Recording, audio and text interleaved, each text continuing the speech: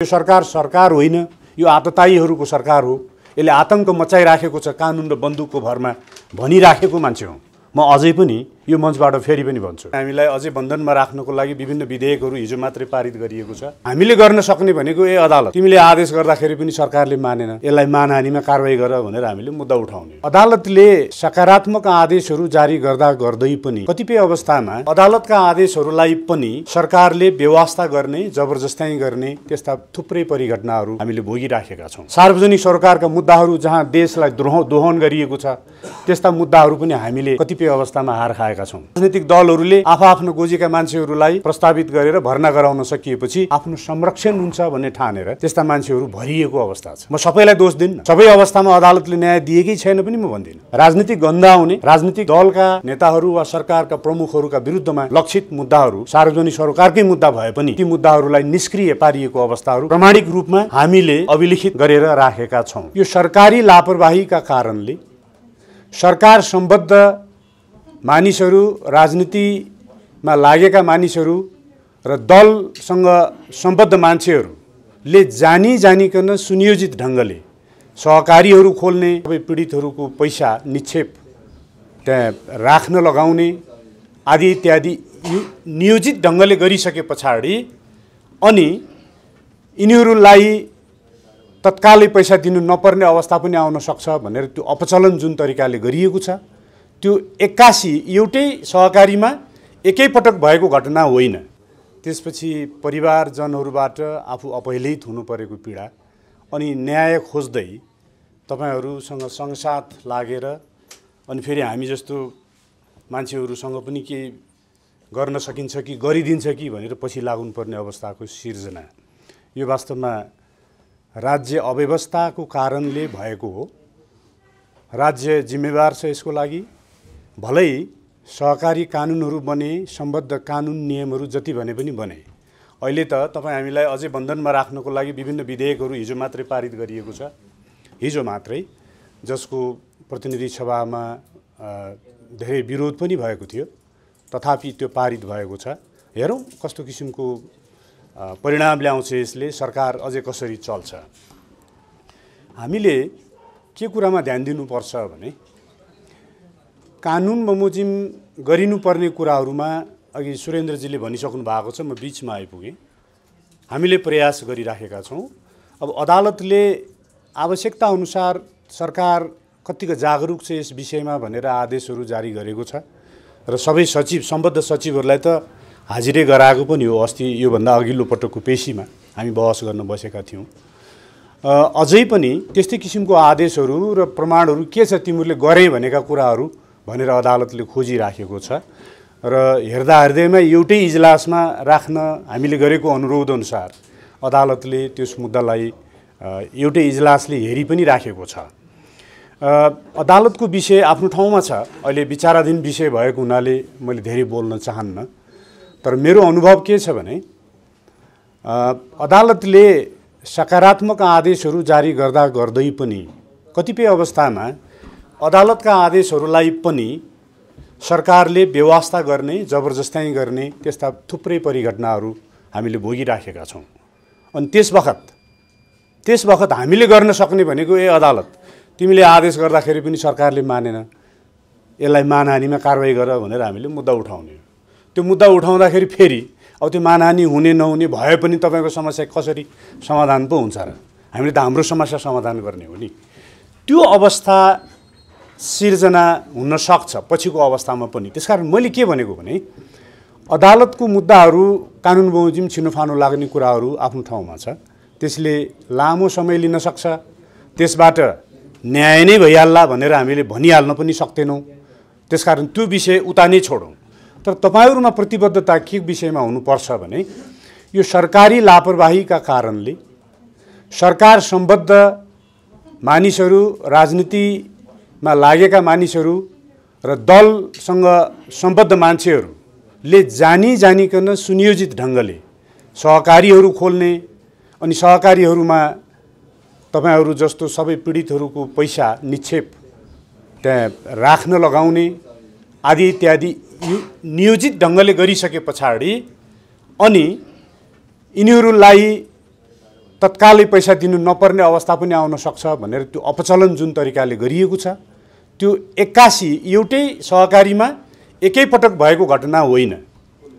कुनै पनि सहकारीमा त्यस्तो किसिमको गैरकानुनी काम कारबाहीको थालनी भइसके पछाडि त्यसको जानकारी लिएर सरकारले वा सम्बद्ध निकायले, राष्ट्र बैंक समेतको निकायले जे जस्तो किसिमको सावधानी बर्तनु पर्थ्यो र त्यो सावधानी बर्तिसके पछाडि जे जस्तो किसिमको कारबाही अगाडि बढाउनु पर्थ्यो, यी सबै काम कुराहरू ठगी, अपचलन आदि इत्यादिलाई रोक्नका लागि त्यो गरिएन।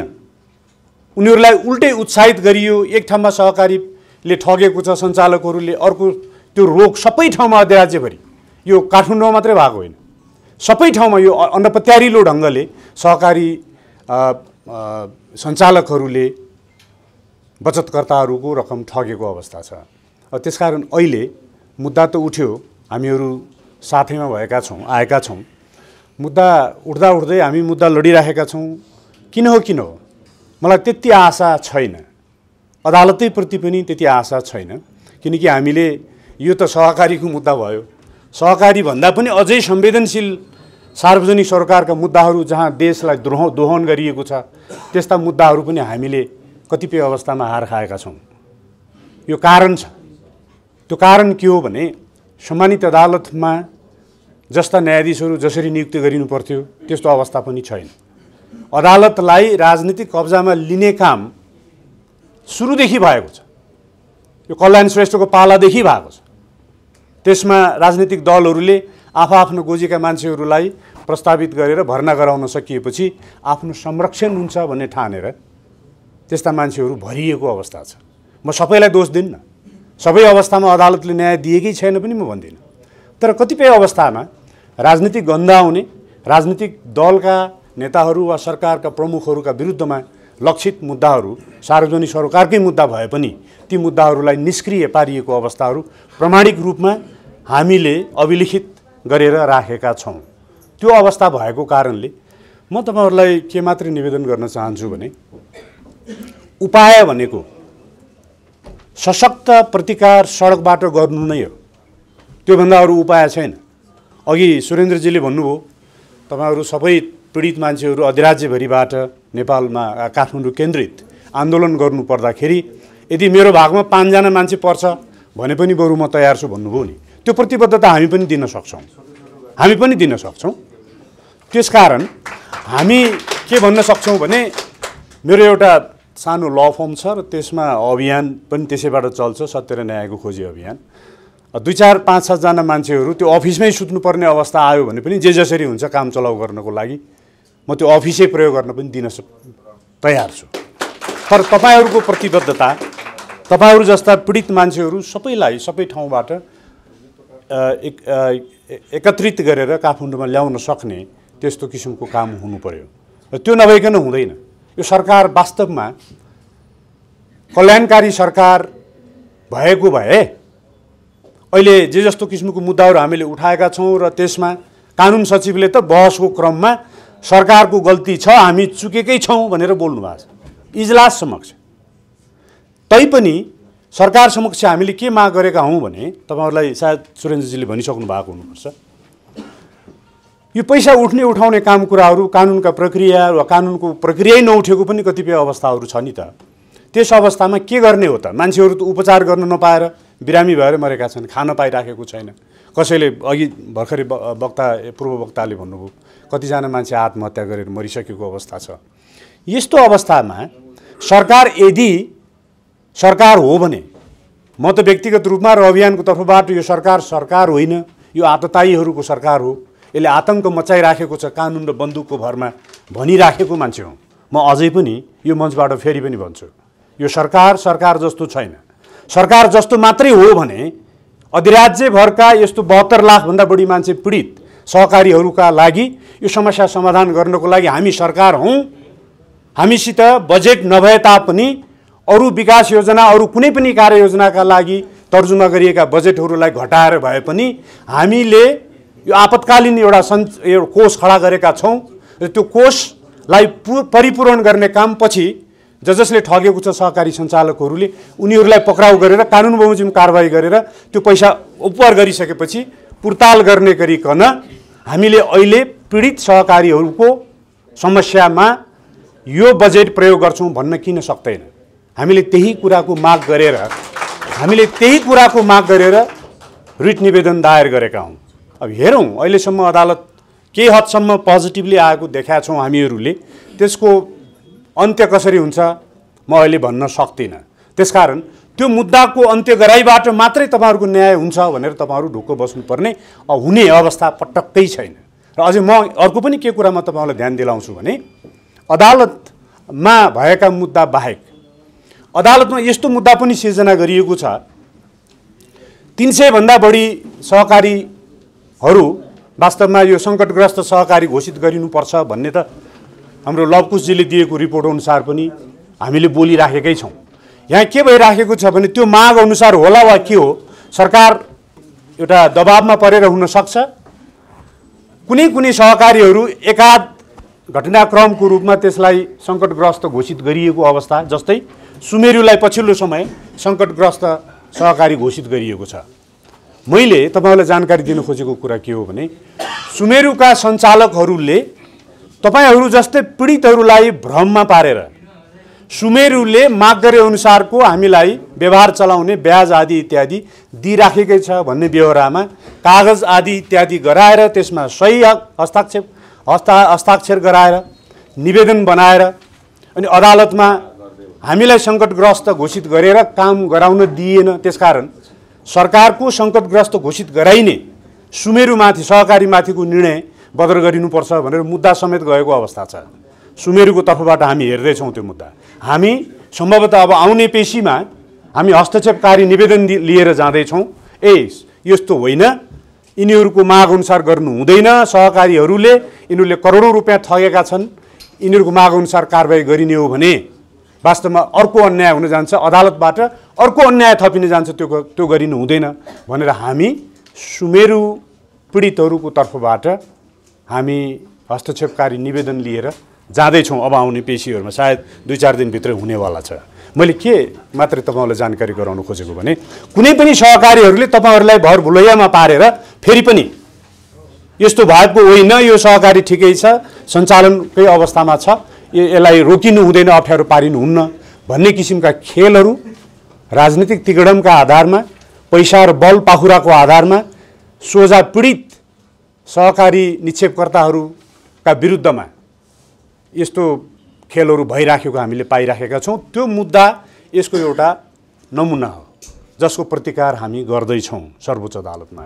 त्यसकारण मैले के मात्रै निवेदन गर्न खोजेँ यहाँहरूलाई भने सरकार जस्तै भएको थियो भने यी सबै मान्छेलाई पक्राउ गर्न नसकिएको अवस्थामा पनि सरकारले तपाईँहरूको घाउमा मलमपट्टि लगाउन सक्ने आदेशहरू जारी गरेर केही त्यसको कोषहरू सिर्जना गरेर तपाईँहरूको समस्या समाधान गर्नु पर्थ्यो। त्यतातर्फ सरकार उन्मुख हुनु पर्थ्यो, भइराखेको छैन। यो हुँदैन। अझै यो सहकारीको मात्रै हो र? हामी त सरकार पूर्णतया भ्रष्टाचारमा डुबेको छ, कोही पनि नेताहरू मन्त्रीहरू भ्रष्टाचार विमुख छैनन् भनेर हामीले धेरै यस्ता सार्वजनिक सभा वा भेलाहरूमा बोलेर हिँडिराखेका छौँ, अभियानै चलाएर हिँडिराखेका छौँ। अहिले तपाईँहरूलाई थाहा होला वित्तीय अपराध यतिसम्म बढेको छ। यो सहकारी तपाईँहरूको समस्या वित्तीय अपराध अन्तर्गतको समस्या हो। अहिले अमेरिकाको नयाँ चुनिएको राष्ट्रपतिले सङ्घीयताको लागि $20 मिलियन हामीले हाम्रो सरकारले नेपाल सरकारलाई छुट्याएको यो ठगी हो, नेपाल सरकारलाई गएको रकम भनेर त्यसलाई रोकेको अवस्था छ अहिलेलाई है। त्यो तपाईँहरूलाई अचम्म लाग्ला। मैले हिजो पनि एक ठाउँमा बोलेको छु। यो के हो भनेर अमेरिकाको राष्ट्रपतिले $20 मिलियन सङ्घीयताको लागि छुट्याइएको यो ठगीको तरिकाले लगिएको छ भनिएको कुरालाई अर्थ मन्त्रालयले त्यो $20 मिलियन अर्थ मन्त्रालयले बुझेको छैन भनेर विज्ञप्ति जारी गरेको छ। हेर्नुहोस् है, अब त्यो विज्ञप्तिलाई ढाकछोप गर्ने काम यो वित्त आयोग भन्ने चाहिँ एउटा बालानन्द पौडेल के भन्ने हुनुहुन्छ अध्यक्ष, उहाँहरूले पनि त्यसलाई ढाकछोप गर्दै हुनुहुन्छ। हामी अर्थ मन्त्रालयमा पनि र वित्त आयोगमा पनि सूचनाको हक अन्तर्गत के भएको हो विवरण ले भनेर जाँदैछौँ। सत्य र न्यायको खोजी अभियान जाँदैछ। हामी छोड्नेवाला छैनौँ, हामी सबैलाई कसदैछौँ। मैले के मात्रै जानकारी गराउन खोजेँ भने विदेशी सरकारले यस्तो किसिमको एउटा फिस्कल फन्डमा पनि भएको जुन ठगीको काम भएको छ भनेर भनेको छ, त्यसलाई सामान्य रूपमा जनतालाई झुक्क्याउनको लागि यो हामीले बुझेका छैनौँ भन्ने जवाब दिने धृष्टता सम्बद्ध मन्त्रालयले गरेको विषय छ। यो वास्तवमा यो ढाँटिएको हो भने तपाईहरुको आन्दोलनले यो कुराहरूलाई पनि खोज्नुपर्छ। तपाईहरुको आन्दोलन समग्रतामा मलाई लाग्छ यो आन्दोलनकारी मध्ये विषयगत कुराहरू मध्ये सहकारीको विषय सबभन्दा ठूलो विषय हो। सहकारीका पीडितहरू सबभन्दा धेरै पीडितहरू संख्यामा छन्। त्यसकारण यो प्रभावकारी कुनै पनि आन्दोलन राजनीतिक परिवर्तनको व्यवस्था परिवर्तनको पनि आन्दोलन हुनुपर्ने अवस्था अहिले छ। त्यो कुनै पनि आन्दोलनमा तपाईहरुको अहम भूमिका छ। तपाईहरुको अहम भूमिका देखिनु पर्दछ। अग्रपंक्तिमा सहकारी पीडितहरू आउनु पर्दछ। यो मेरो अनुरोध। यो अग्रपंक्तिमा आउँदाखेरि आन्दोलनकारीहरू अग्रपंक्तिमा आउँदाखेरि सहकारीको मात्रै पीडा नराख्नुस्। तपाईहरुले सहकारीको पीडा राख्नुपर्छ, त्यो पनि अग्रपंक्तिमै राख्नुस्। ऋणीहरूको पीडा छ, अघि भर्खर एकजना बन्धुले बोलेर जानुभयो, त्यो पक्कै पनि त्यो अन्याय हो। त्यो सबै अन्यायका विरुद्धमा कुनै पनि आन्दोलनहरू मुखरित हुनुपर्दछ। अनि नीतिगत रूपमा मन्त्रालयमा कुनै अर्को सरकारबाट आउने त्यत्रो ठुलो बजेटलाई हामीले बुझेका छैनौँ भनिएको कुरा त्यो झुटो हो भने त्यो पैसा कहाँ गयो होला? त्यो आन्दोलनले त्यति बेला पनि त्यो खोज्नुपर्छ। र त्यति बेला खोजिँदाखेरि साँच्चै नै सरकारी स्तरबाट ल्याइएको बजेट हामीले ल्याएका छैनौँ, बुझेका छैनौँ भनेर त्यसको अपचलन गरिएको छ, त्यसको हिसाब किताब दुरुस्त देखाउन सकिने अवस्था छैन भने जिम्मेवार मान्छे मन्त्री को हुन्छ? तपाईहरुको आन्दोलन बढेर जाँदाखेरि यिनीहरूलाई पाता कसेर तानेर सडकमा घिसारेर ल्याउनुपर्छ। त्यो प्रतिबद्धताको साथ तपाईहरु अगाडि बढ्नुस्। हामी कानुन अनुसार तपाईहरुलाई दिन सक्ने सहयोग मुद्दा मामिलामा हामी सहयोग गर्दैछौँ, लडी पनि राखेका छौँ, अझै पनि हामी तयार छौँ। हामीहरू आफ्नो पाटोबाट चुक्दैनौँ। त्यसकारण म समस्त यो सरकारबाट प्रताडित सम्पूर्ण सत्ता नेपाली सम्पन्न नेपाली नागरिकहरू, बाआमा, दाजुभाइ, दिदीबहिनीहरू सबैलाई, साथीहरू, पत्रकार मित्रहरू सबैलाई के म आग्रह गर्न चाहन्छु भने तपाईहरूले देश बचाउने एउटा प्रतिबद्धताको साथमा सडकमा ननिस्किने हो भने देश सिद्धिएको छ। यिनीहरूलाई कुनै कुराको लाज छैन, पटक्कै लाज छैन। यिनीहरूमा एउटा के आदत बसेको छ भने अहिलेसम्म जे जस्तो किसिमको बदमासी बदुख्याइ राष्ट्रको राज्यको विरुद्धमा गरियो, अब हामीले नगर्दाखेरिको अवस्थामा पनि त्यो पूर्व अवस्थामा गरेको बदुख्याइ भ्रष्टाचारका कुकृत्यहरू त्यो खोजिएको अवस्थामा हामी बाँच्न सक्ने अवस्था नै छैनौँ भने यिनीहरूलाई ज्ञान छ। त्यसकारण यिनीहरूले पाएसम्म खाने हो, देश कोपर्ने नै हो। त्यसकारण यसलाई रोक्नको लागि जति सक्दो चाँडो हामीहरूले सडकमा आवाजहरू बुलन्द गर्नुपर्छ, आन्दोलनलाई अगाडि बढाउनुपर्छ। हैन भने देश रहने अवस्था छैन। त्यो प्रतिबद्धताको साथ सबै नेपाली नागरिकहरू सडकमा उत्रिनका लागि, आफ्नो अधिकारको रक्षाको लागि, आफ्नो सञ्चित पैसाको फिर्ता पाउनका लागि सबै एकजुट भएर अब हुने आन्दोलन जो यो सहकारी पीडित महासङ्घले गरिराखेको छ त्यसमा सहभागी हुनका लागि म तपाईहरुलाई व्यक्तिगत रूपमा र सत्य र न्यायको खोजी अभियानको तर्फबाट समेत म आह्वान गर्न चाहन्छु। हस्, धन्यवाद।